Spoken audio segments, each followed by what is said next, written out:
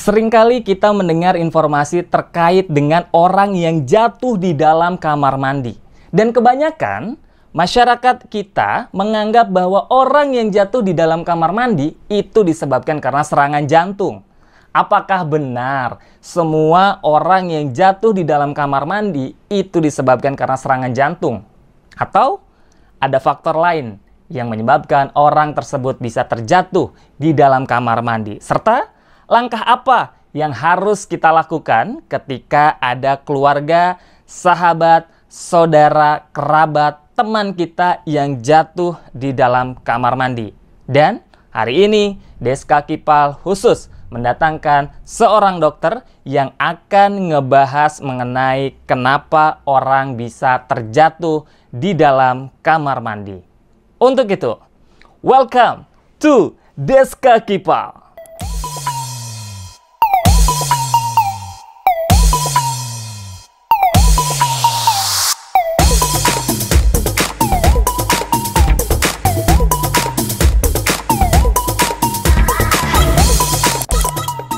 Hari ini kita kehadiran Dr. Fani, di mana nanti kita akan ngobrol dengan Dr. Fani terkait apa sih yang harus kita lakukan ketika terjadi kecelakaan di dalam kamar mandi. Selamat siang, Dok. Siang. Apa kabar? Baik, alhamdulillah. Semangat pagi ya. Semangat pagi pokoknya hari ini ya, Dok. Dok, kita kan sering lihat dan dengar informasi terkait orang yang sering sekali kecelakaan gitu atau jatuh di dalam kamar mandi itu, Dok. Terus kalau misalkan ada hal tersebut, kira-kira apa sih yang harus dilakukan oleh keluarga yang ada di dalam rumah itu? Baik. Yang pertama pasti jangan panik, itu yang utama ya. Jadi pada saat kita mengetahui ada anggota keluarga yang jatuh di kamar mandi, pastikan dulu ya kondisi dari anggota keluarga kita tersebut. Jadi kalau misalnya jatuhnya itu bagaimana ya? Misalnya jatuhnya itu pada saat dia itu sedang terduduk, atau pada saat dia itu mungkin jatuhnya mungkin terbaring seperti itu ya. Nah, kita lihat ya, kita lihat dengan kondisi tersebut masih sadar atau tidak gitu loh. Jadi tetap kita melihat itu adalah sadar atau tidak, kemudian bagaimana dari pernafasannya ya. Kemudian kita upayakan sesegera mungkin itu adalah untuk bisa memberikan pertolongan tersebut dengan, kalau dia dalam kondisi pingsan di kamar mandi dan sudah misalnya badannya mungkin basah kena air ya, maka kita lebih memprioritaskan kondisi tersebut aman dulu. Aman itu dengan lebih membuat dari badannya tersebut kering ya. Kemudian juga untuk dalam hal kesadarannya tersebut kita upayakan membuatnya menjadi lebih sadar, itu memanggil ya. Apakah memanggil dengan mencubit dengan area dadanya ya, sambil menepuk-nepuk seperti itu. Nah, kemudian setelah itu kita bantu dudukkan ya posisi dari anggota keluarga kita tersebut, atau pada saat dia tidak bisa duduk, kita coba baringkan dengan kaki diangkat 30 cm lebih tinggi dari kepala. Karena untuk bisa mempercepat aliran darah ke arah jantung seperti itu.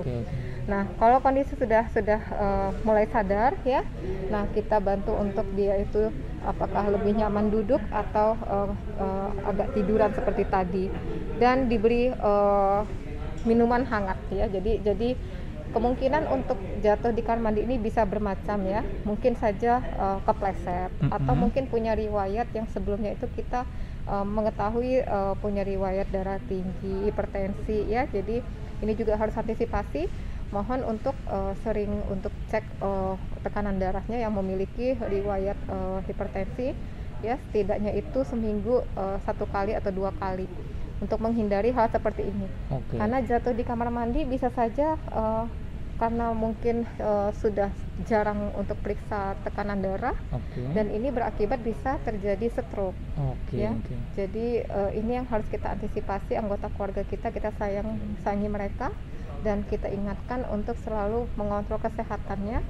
Dan juga untuk area kamar mandi yang utama ya, kita sehat tapi area kamar mandinya ternyata kotor ya, mungkin itu salah satu jadi penyebab ya.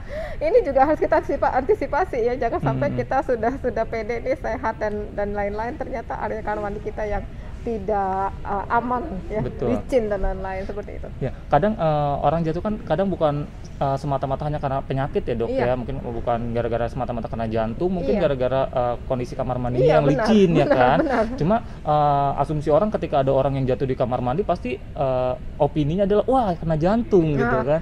jadi untuk usia yang 40 tahun ke atas ya, ini memang lebih prepare. Kita melihat dari berapa tekanan darah yang biasa selama ini. Kalau misalnya dia itu sudah memiliki riwayat darah tinggi, baiknya itu memang untuk melakukan check up tekanan darah ya secara rutin ya. Jadi kalaupun dibilang benar tuh Mas, dibilang jatuh kan bisa saja bukan karena penyakit, bisa karena yang hal yang lain. Tapi setidaknya kita sudah mengantisipasi penyakit apa yang dalam tubuh kita bisa kontrol dalam terapinya, istilahnya untuk mencegah tekanan darah lebih tinggi lagi. Kalau misalnya yang di luar dari itu, kemungkinan apa dok? Yang seperti tadi ya, kondisi kamar mandi yang kurang ya kurang hygiene ya. kurang higien ya, licin ya, atau mungkin terburu-buru pada saat Bisa di kamar jadi. mandi, bisa jadi. Oke. Jadi memang banyak yang menganggap sering ya dokter kecelakaan di kamar mandi. Mungkin karena melihat kalau dilihat memang kamar mandi ini area yang istilahnya itu aktivitas kita, kemudian kondisinya itu pada saat dia jatuh itu sering diidentikan karena penyakit. Iya, betul. Padahal bisa saja jatuhnya mungkin di ruang tamu ya, iya, dan betul. lain-lain seperti itu. Oke, berarti hal yang harus dilakukan sebetulnya paling dasar adalah kita harus rutin juga mengecek kesehatan kita gitu ya. Dan juga rutin juga membersihkan Kamar mandi. Jadi kedua hal ini penting ya. Ya, itu adalah masuk di preventif promotif sebenarnya ya. Pencegahan itu lebih baik daripada mengobati. Karena biayanya juga lebih murah ya. Iya, daripada pencegahan ya. pengobatan itu kan ya Pengobatan. pasti sudah banyak ya untuk dalam hal pengobatan dan misalnya yang dibutuhkan ya. Betul. Kira-kira dok, masalah pengecekan kesehatan itu rutinnya berapa sih dalam setahun tuh minimal gitu lah? Kalau medical check up berkala dalam aturan dari pemerintah memang diharapkan kalau kita yang bekerja ya, itu minimal sekali. itu setahun sekali Iya. ya. Tapi kalau kita yang inisiatif untuk yang kita di keluarga, bagaimana dokter Fani? Bisa nggak kita terapkan? Bagus sekali, setahun sekali malah. Tapi kalau bukan berbentuk medical check up, bisa nggak dok? Hanya periksa tekanan darah?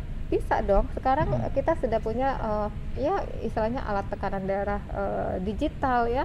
Silakan, itu lebih baik. Misalnya nanti ada keluarga yang butuh, tidak harus pergi jauh ke klinik atau rumah sakit. Kita bisa melihat bahwa untuk periksa tekanan darah tersebut bisa di rumah. Sekarang udah banyak banget ya alat-alat dan juga banyak juga aplikasi-aplikasi yang bisa digunakan untuk mengecek kesehatan ya dok ya. Benar. Siap. Pergunakanlah itu di masa pandemi. Wow, betul sekali. Terima kasih banyak dokter Fani atas waktunya. Mudah-mudahan ini semua bisa bermanfaat untuk teman-teman semua yang nonton Deska Kipal ini ya. Salam sehat selalu. Salam sehat selalu. Terima kasih banyak dokter. Jangan lupa sedulur-dulur sadayana tong hilapnya di subscribe, like, share, and comment. Dan kalau misalkan ada kira-kira konten apa yang ingin saya bahas lagi berikutnya, jangan ragu-ragu untuk tinggalkan komen agar saya bisa melakukan atau membuat konten-konten yang sesuai dengan apa yang dulur-dulur mau. Untuk itu, terima kasih banyak sekali lagi Dokter Fani. Terima kasih.